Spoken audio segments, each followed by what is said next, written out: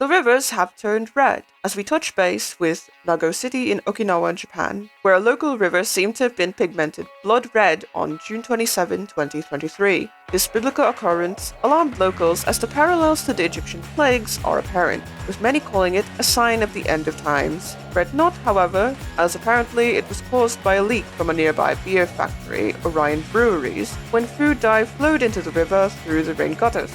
Orion Breweries issued an apology stating that the dye wasn't hazardous and that the leak has since been plugged. But to this day, the eerie hue still remains, making some people say that